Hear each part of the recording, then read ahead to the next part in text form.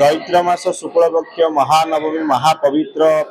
महारामनवमी तिथि आज प्रभुंर दिन आउ लोक भक्त मान मनरे केते उत्कंठा केते भक्ति विश्वास श्रद्धा समर्पण नमस्कार जेत संपूर्ण समर्पण पूजा रही संपूर्ण देखापी मिलूँ भक्त मानकर मनरे बहुत उत्कंठा जागृत होती प्रभुंर आज सकाल 4:30 मंगला आरती सहित प्रभुंर बालभोग नीति संपन्न होता बर्तमान लोक मानकर पूजा चली दिन 12टा गोटे बेलू राजभोग लगे संध्या बेले संध्या आरती हम राति 10टा बेले पुणी राजभोग बालभोग मझिरे अच्छी आउ ए बर्तमान प्रभुंर जन्मोत्सव पालन हम यज्ञ वेदी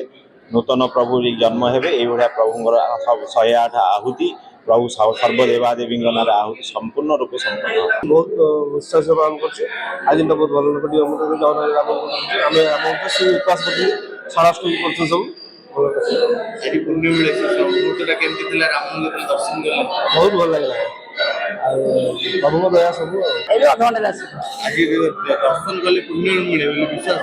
हाँ विश्वास अच्छी आपण आज दिनटा केमती घर पालन करेंगे आशा करेंगे उपवास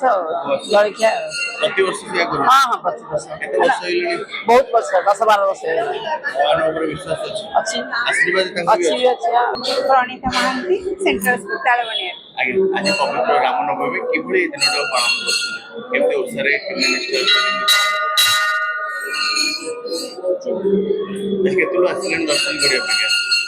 आगे मैंने जगन्नाथ मंदिर रे आसिली वर्तमान आसिले अच्छा आज रामनवमी रे राम को दर्शन कले पुण्य मिले मिले विश्वास अछि और दर्शन कले केते खुशी लागिला भल लागे आज दर्शन करिकी भगवान को मुंड मारिके तापरे और आमे कांटकटर भी आज शोभा यात्रा अछि आज 4टा बेल शोभा यात्रा अछि समस्त माने सो मैक्सिमम 800 मान आसी आज 800 माने पूरा कांटकटा नवा साही पूरा बुली बुली की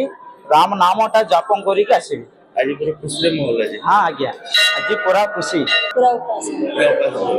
केते वर्ष लेने दिन पालन करछी मोने ना 25-30 वर्ष 25-30 हां उत्साह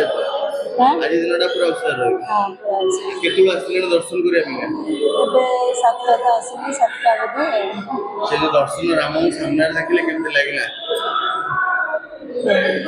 आज दिनटा पळेबो राम श्री राम सीताराम सीताराम बस रही पालन करू उपास केतुल आसिलेन दर्शन करिया पे आज दर्शन कले पुण्य मिले समुद्र में जगन्नाथ दर्शन करू समुद्र पाखे रखु ना समझ आसुने हां केते खुशी लागे बहुत खुशी लागे